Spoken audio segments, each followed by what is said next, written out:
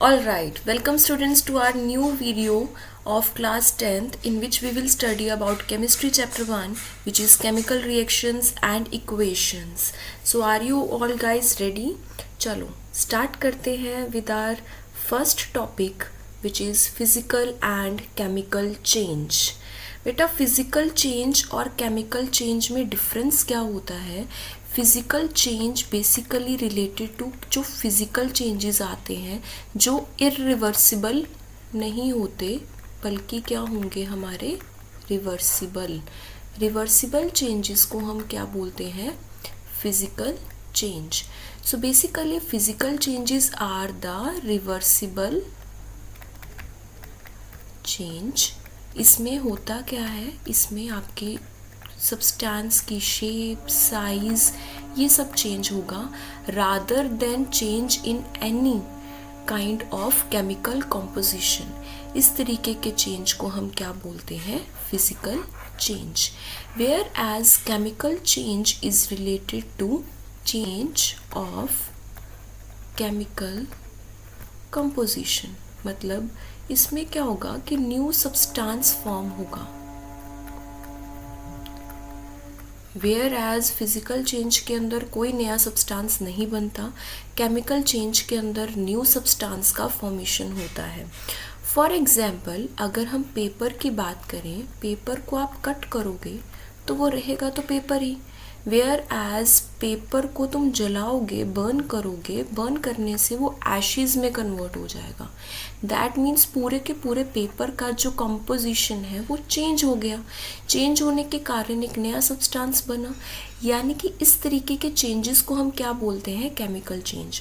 Since our chapter is about the chemical reaction and equation, तो ये जानना बहुत ज़रूरी है कि केमिकल रिएक्शन का मतलब ही क्या होता है? केमिकल चेंज आना. किसी भी सब्सटेंस में केमिकल चेंज आता है दैट मीन्स उसके अंदर कोई ना कोई केमिकल रिएक्शन हुई है. ऑन स्क्रीन आपको कुछ एग्जाम्पल्स दिख रही होंगी. हम फटाफट से ये डिस्कस करेंगे कि इनमें से कौन सी केमिकल चेंजेस हैं और कौन सी फिजिकल चेंजेस हैं. All right, coming to our first point जिसमें ये बताया गया है that milk is left at room temperature during summers. अब समर्स में जब मिल्क को रूम टेम्परेचर पे छोड़ दोगे तो मिल्क के अंदर बनेगा क्या? Lactic acid. लैक्टिक एसिड बनने के कारण रिएक्शन होगी और आपका जो मिल्क है वो किस में चेंज हो जाएगा? कर्ड में. अब मिल्क की पूरी कॉम्पोजिशन ही चेंज हो गई. That means changing of milk into curd is what a chemical change. अगर हम आयरन का तवा, पैन या नेल, अगर हम आयरन का तवा, पैन, नेल को एक्सपोज करें ह्यूमिड एटमॉस्फेयर में, ह्यूमिड का मतलब होता है जिसके अंदर मॉइस्चर हो. ऐसे हवा में मॉइस्चर होने के कारण आयरन की कोई भी चीज़ रस्ट हो सकती है अगर उसको काफ़ी लॉन्ग टाइम के लिए मॉइस्चर में छोड़ा जाए तो. अब रस्टिंग ऑफ आयरन में रस्ट का फॉर्मेशन हो जाना which is a new substance. That means ये भी किस तरीके का चेंज है? Chemical change. All right, coming to the third point which is grapes get fermented. Fermentation से होता क्या है? एंजाइम्स रिएक्ट करते हैं और ग्रेप्स का जो शुगर होती है वो चेंज हो जाती है इन इथेनॉल. इट मीन्स कि इसमें भी नया सब्सटेंस फॉर्म हो रहा है. That also comes under chemical change. Fourth point की बात करें, खाना पका हुआ है, फूड इज़ कुक्ड. फूड को जब कुक करोगे तो एक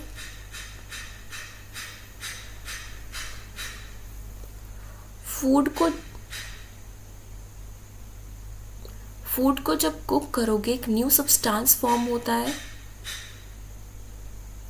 that means that also comes under which change? Chemical change. बहुत बढ़िया. चलो अब फिफ्थ पॉइंट पे पहुंचते हैं. That is food gets digested in our body. We respire. जब हम रेस्पायरेशन करते हैं, हमारा खाना जब डाइजेस्ट होता है तो हमारे बॉडी का जो ग्लूकोज है वो चेंज होता है इनटू CO2, H2O एंड हमें एनर्जी मिलती है.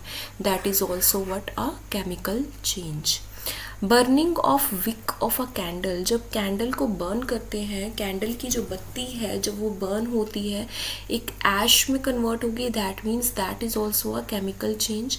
लेकिन जब उसका जो वैक्स है वो मेल्ट होता है to form a liquid wax, अब इसमें हो क्या रहा है, इसमें चेंज हो रही है स्टेट, सॉलिड से वैक्स जो है किस में कन्वर्ट हो रही है, लिक्विड वैक्स में कन्वर्ट हो रही है। लेकिन जब वो ठंडी हो जाएगी वापस से किस में कन्वर्ट हो जाएगी, सॉलिड में। In all these things, in all these changes, wax का जो केमिकल कॉम्पोजिशन है वो चेंज नहीं हो रहा, दैट मीन्स ये किस में आएगा, फिजिकल चेंज। तो आपने एक बात नोटिस करी, कैंडल के अंदर दोनों तरीकों के चेंजेस पॉसिबल हैं, फिजिकल चेंज भी होता है और केमिकल चेंज भी होता है।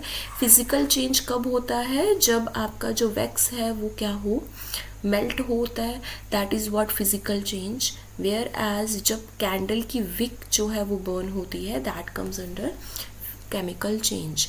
नाउ यहाँ पर एक बहुत इंपॉर्टेंट क्वेश्चन अराइज होता है जिसमें आपसे ये पूछा जाता है कि why burning of candle is both physical and chemical change. Then उसमें आप ये दोनों पॉइंट्स मेंशन करोगे that burning of wick of a candle is a chemical change, whereas melting of solid wax to form liquid wax is what, physical change. All right, I hope आप सबको clarity आ गई है between physical and chemical changes. तो ये topic पढ़ने का मतलब यही था कि आने वाले जो हम केमिकल रिएक्शंस पढ़ेंगे, इट मीन्स कि उन रिएक्शंस वो पॉसिबल ही तब होती हैं जब उनके अंदर कोई ना कोई केमिकल चेंज हो रहा होता है।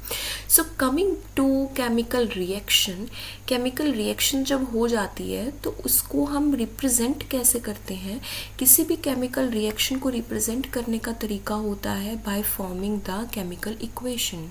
केमिकल इक्वेशन को लिखते कैसे हैं, we write reactants on the left side and we write product on the right side. अब क्वेश्चन ये अराइज होता है कि रिएक्टेंट क्या होते हैं और प्रोडक्ट क्या होता है। रिएक्टेंट वो सब्सटेंसेस होते हैं जो आपस में रिएक्ट करते हैं, जब वो रिएक्ट करेंगे तो एक नया सब्सटेंस फॉर्म होगा, उस न्यू सब्सटेंसेस जो बनते हैं, एक भी बन सकता है, 2 3, many substances can be formed. तो ये जो न्यू सब्सटेंसेस का फॉर्मेशन होता है उसी को ही हम क्या बोलते हैं, प्रोडक्ट। तो किसी भी इक्वेशन को हम रिप्रेजेंट कैसे करते हैं, by writing the reactants on the left side and by writing the products on the right side with an arrow in between. इस एरो का मतलब होता है give rises to. Give rises to मतलब कि ये जो रिएक्टेंट्स हैं जब इनमें रिएक्शन हो गई है तो ये हमें इस तरीके के प्रोडक्ट्स देगा। नाउ अगर कोई केमिकल रिएक्शन हुई है तो आपको पता कैसे चलता है कि कोई ना कोई केमिकल रिएक्शन हुई है। अब जैसे आपने एप्पल को हाफ कट करके छोड़ दिया, जब उसे हाफ कट करके छोड़ दोगे थोड़े टाइम बाद देखोगे कि उस पर येलो कलर कुछ आ जाता है ना, दैट मीन्स कि उसका जो उसके अंदर जो ऑर्गेनिक मटेरियल है वो ऑक्सीडाइज हो गया, जिसकी वजह से उसका कलर जो था वो चेंज हो गया। अब और एग्जांपल देखो, अगर मान लो आप खाना या कुक्ड फूड काफ़ी टाइम तक रेफ्रिजरेट ना करो और उसे बाहर रखे रखो तो उसमें एक फाउल स्मेल प्रोड्यूस होती है, ठीक है, दैट मीन्स उसके अंदर भी कोई ना कोई क्या हुई है, केमिकल रिएक्शन हुई है। तो कोई ना कोई केमिकल रिएक्शन हुई है वो पता कैसे चलता है, उसकी इंडिकेशन कैसे होती है, आइदर उसमें कोई कलर चेंज आएगा या फिर कोई गैस का एवोल्यूशन होगा, प्रेसिपिटेट्स का फॉर्मेशन होता है। प्रेसिपिटेट एक तरीके के न्यू सब्सटेंसेस होते हैं जो सॉलिड फॉर्म में क्रिस्टल्स को बोला जाता है। किसी सब्सटेंस का स्टेट चेंज हो जाए, स्टेट चेंज होने का मतलब क्या है, मान लो स्टेट चेंज के साथ साथ अगर आपको कोई और इंडिकेशन भी मिलती है, that is also indication of a chemical change. अब जैसे अब आप यहाँ पर कन्फ्यूजन अराइज हो सकता है कि मैम आइस जो है मेल्ट होके वाटर बन गया, तो ये तो फिजिकल चेंज में आता है, ऑल्दो इसमें स्टेट चेंज हुई है but still it comes in the physical change. Yes, because water की कॉम्पोजिशन में कोई फ़र्क नहीं आया है, जहाँ पर कॉम्पोजिशन में फ़र्क आएगा that comes under chemical change. अगर हम फिफ्थ इंडिकेशन की बात करें, that is change in temperature. Suppose we are doing a chemical reaction in any test tube और एनी बीकर, अगर वहाँ पर टेम्परेचर चेंज हो जाता है, either it becomes very cold और it becomes hot, that means temperature खुद से चेंज हुआ है, इसका मतलब अंदर कोई ना कोई रिएक्शन हुई है, that is why there is a change in temperature. It means कि कुछ इंडिकेशंस हैं जिनकी मदद से हमें ये पता चलता है कि कोई ना कोई केमिकल रिएक्शन हुई है, राइट। अब आ जाते हैं कि ये रिएक्शंस जो हम देख रहे हैं कि इंडिकेशंस जो हो रही हैं इनकी कुछ कुछ एग्जांपल्स देख लेते हैं। फॉर एग्जांपल सबसे पहली जो इम्पॉर्टेंट वन एग्जांपल आपकी एनसीईआरटी बुक में भी आपके पहले चैप्टर की पहली रिएक्शन है ये, विच is the reaction of magnesium ribbon. जब इसको हम बर्न करते हैं इन ऑक्सीजन में जब इसको बर्न किया जाएगा, आपको करना क्या है, एक रिबन ले लेना है मैग्नीशियम का, उसको टोंग की मदद से पकड़ लेना है और उसको बर्न करना है। बर्न करने पे क्या होगा, आप देखोगे कि वॉच ग्लास के अंदर वाइट कलर का पाउडर इकट्ठा हो जाएगा। ऑल्सो जो ये फ्लेम निकल के आएगी, फ्लेम जो होगी ये वाइट डेजलिंग फ्लेम होगी, मतलब कि बहुत ब्राइट वाइट लाइट प्रोड्यूस होगी, बहुत ही ब्राइट वाइट लाइट कलर की फ्लेम प्रोड्यूस होगी, जो हमें क्या इंडिकेट करती है, मतलब कि कोई ना कोई रिएक्शन हुई है।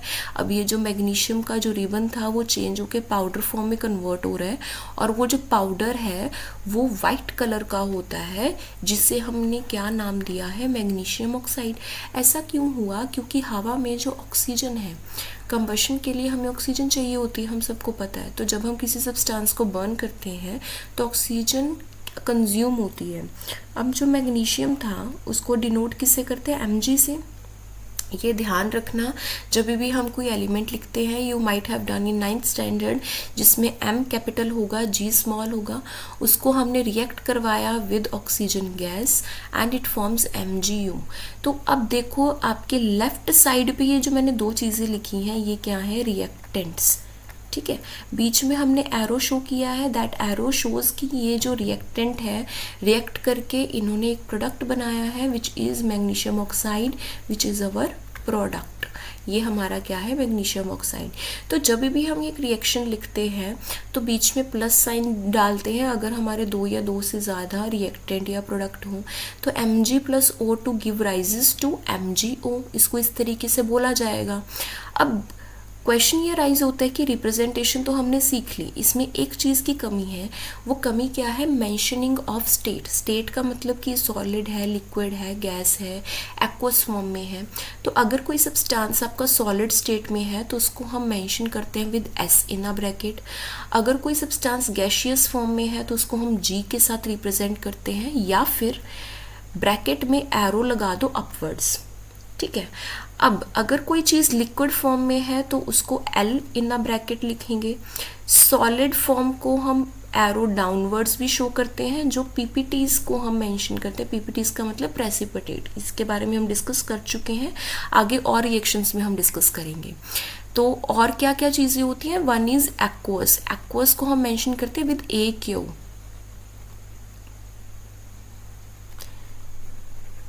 एक्वस का हम मेंशन करते हैं विद AQ। एक्वस का मतलब क्या होता है कि कोई सब्सटेंस को हमने वाटर के अंदर क्या किया हुआ है, डिज़ोल्व किया हुआ है, उसको हम क्या बोलते हैं, एक्वस। चलो ये हम जैसे जैसे रिएक्शन पढ़ेंगे आपको पता लगता रहेगा।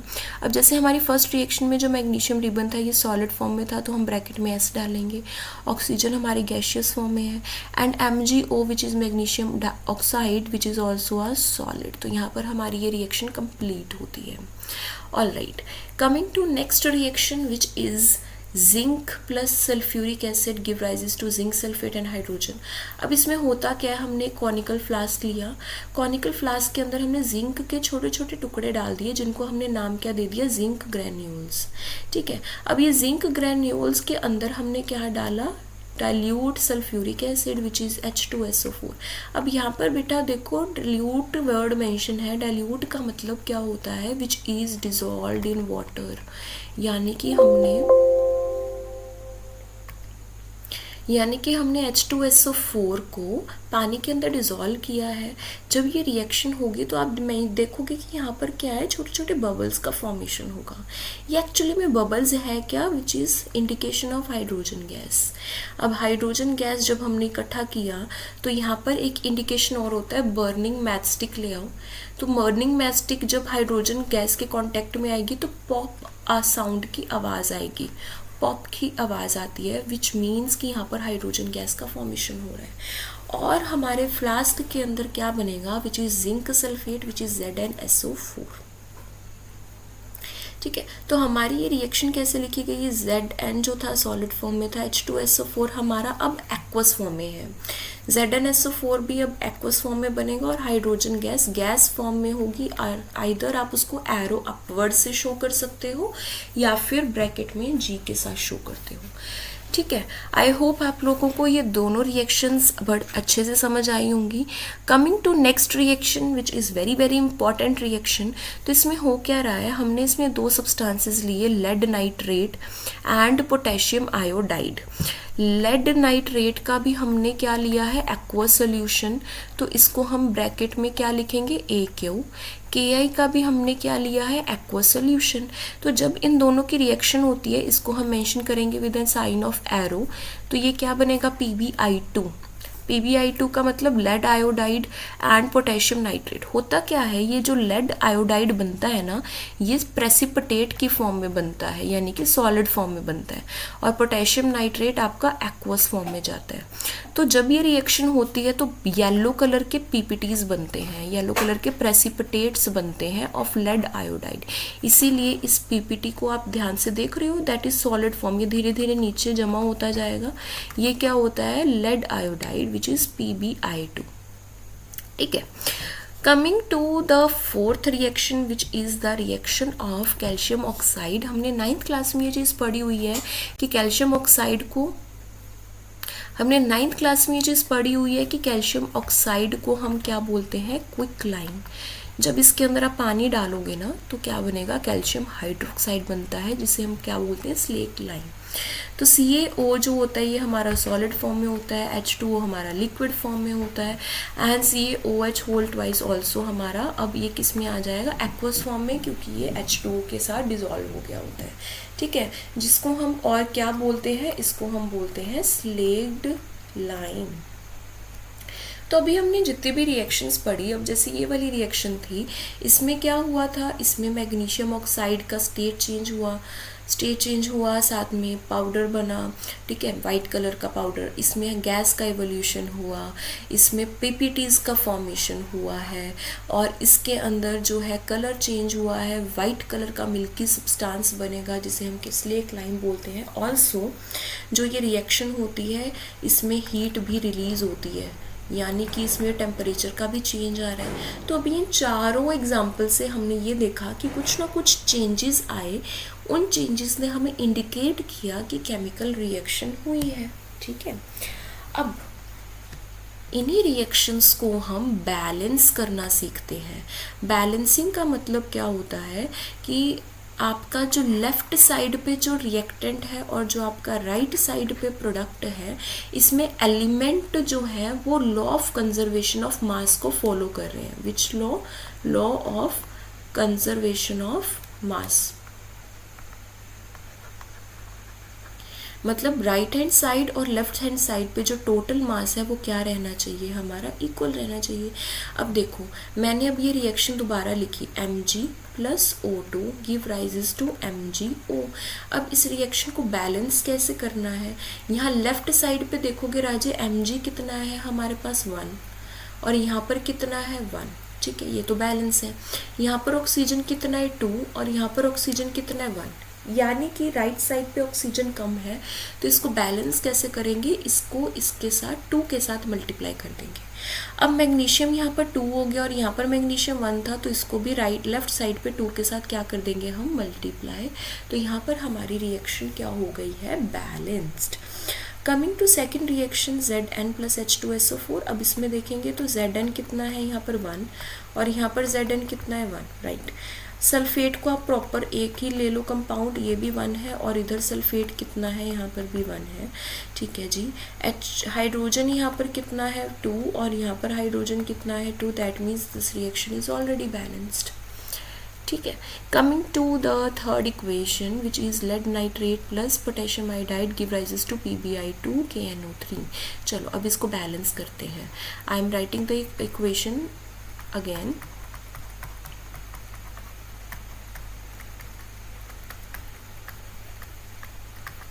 ठीक है, अब देखो Pb यहाँ पर 1 है, यहाँ पर 1 है, ओके।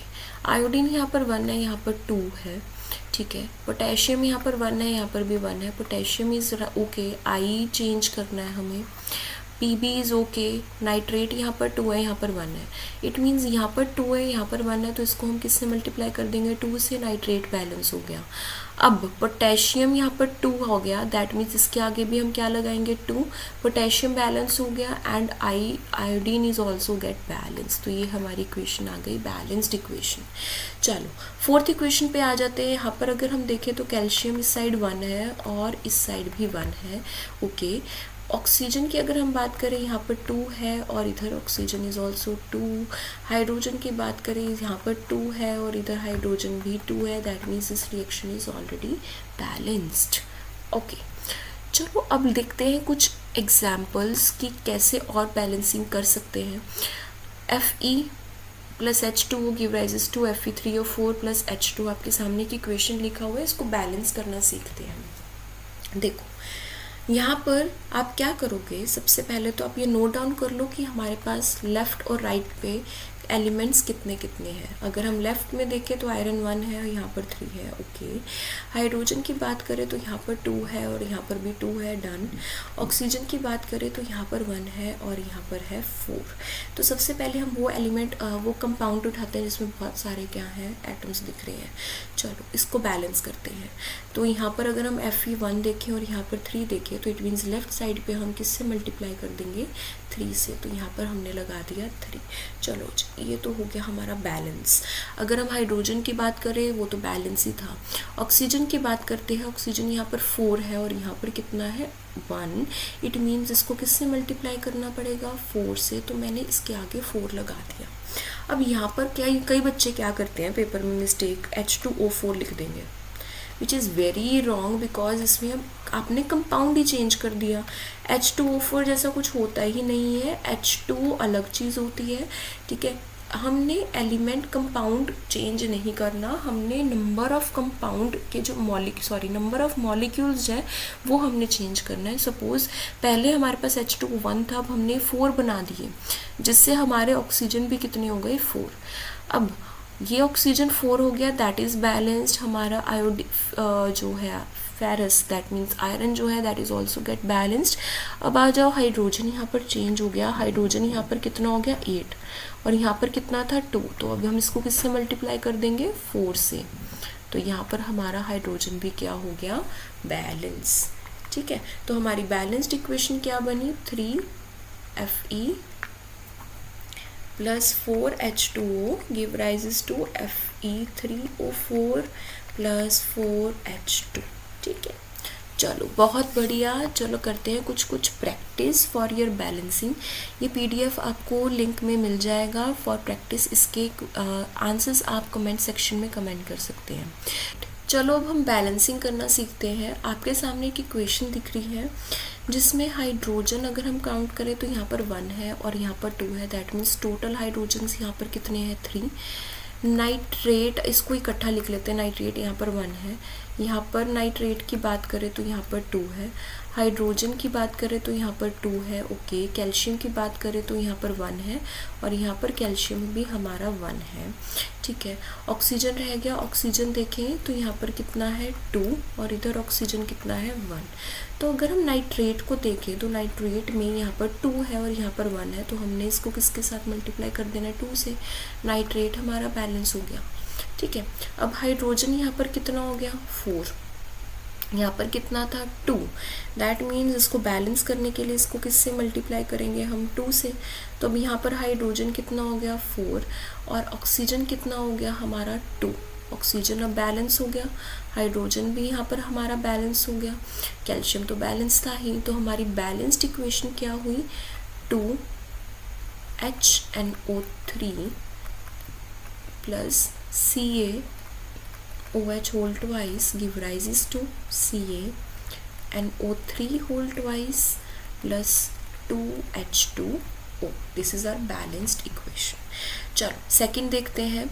यहाँ पर सोडियम कितना है, 1, क्लोरीन कितना है, 1, silver is 1 and nitrate is 1।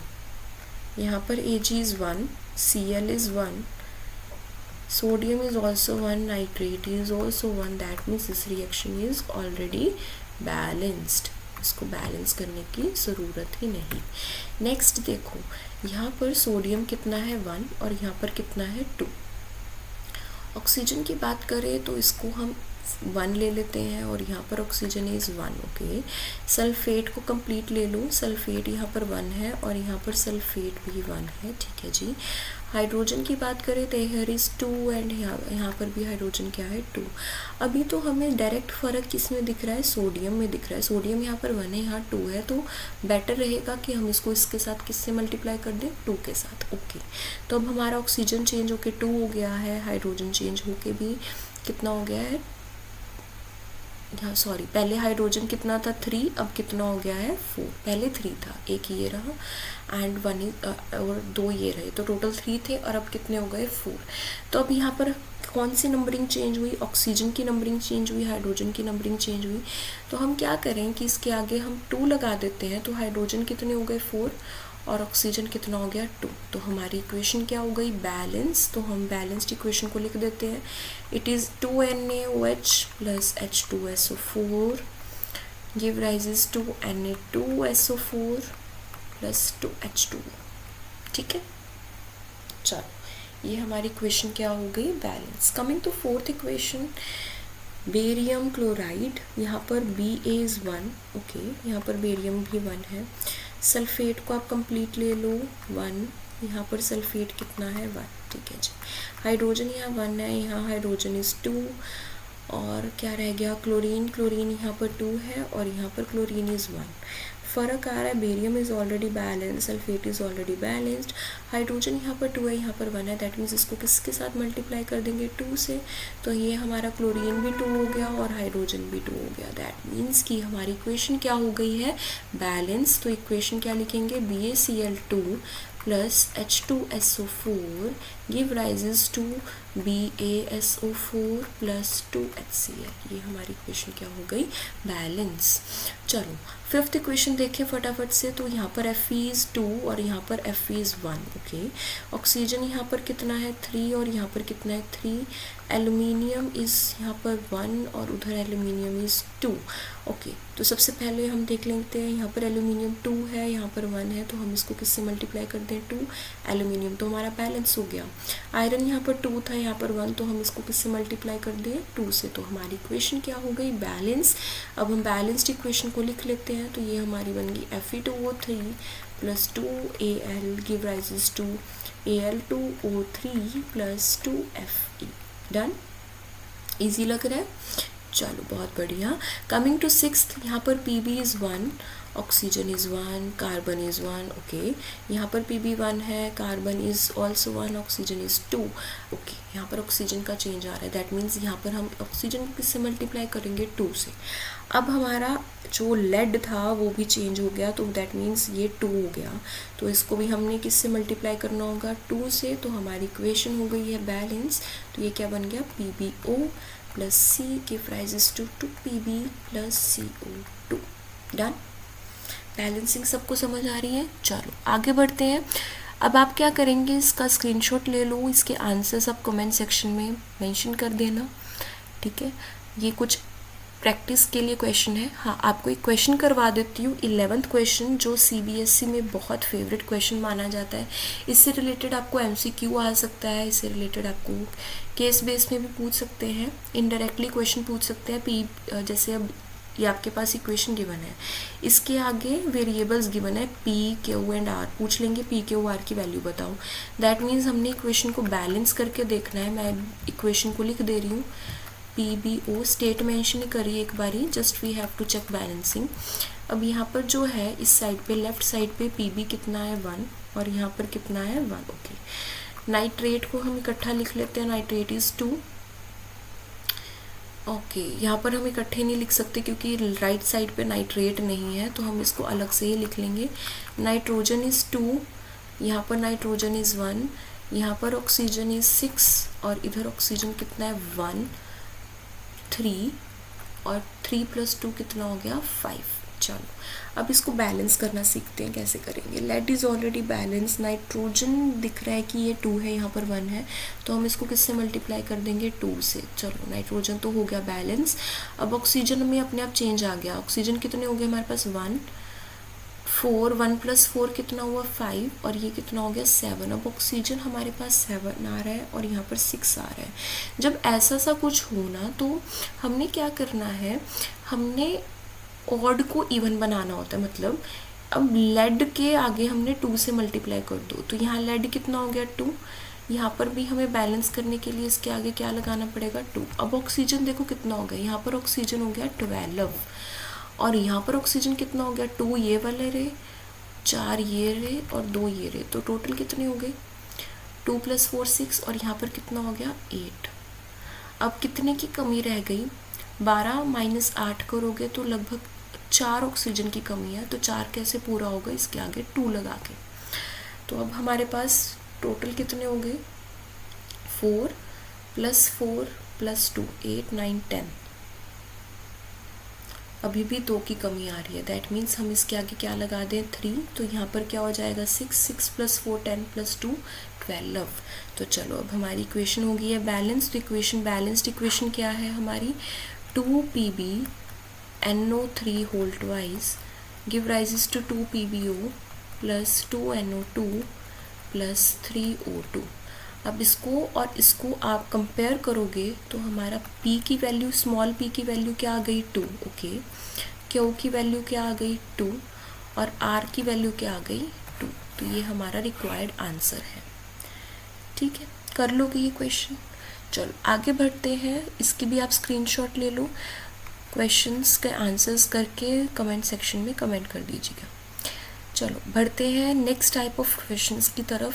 Balancing में और किस तरीके के क्वेश्चंस आते हैं, या तो आपको डायरेक्ट इक्वेशन गिवन होगा जैसे हमने अभी किया, या फिर आपको वर्ड फॉर्म में गिवन होगा और आपको इक्वेशन बनाना होगा। For example first equation is calcium plus water give rises to calcium hydroxide plus hydrogen gas. ठीक है, अब इनके स्टेट्स मेंशन कर देते हैं, ये सॉलिड फॉर्म में है, ये आपका लिक्विड फॉर्म में है, और ये आपका सॉल्यूशन फॉर्म में है, that is aqueous. Okay, hydrogen को हमने मेंशन करना है गैस फॉर्म में। चलो जी, अब इसको बैलेंस कर लेते हैं। यहाँ पर कैल्शियम इज़ 1 एंड यहाँ पर कितना है 1, ओके। हाइड्रोजन यहाँ पर कितना है 2, यहाँ पर कितना है 2, और +2 कितना हो गया 4। यहाँ पर ऑक्सीजन कितना है 1 और यहाँ पर ऑक्सीजन कितना है 2। चलो जी, अब इसको बैलेंस करते हैं। सबसे पहले ये कंपाउंड देखो, इस कंपाउंड के अंदर ऑक्सीजन 2 है और यहाँ पर 1 है, दैट मीन्स इसको किससे मल्टीप्लाई कर देंगे 2 से, कर दिया जी।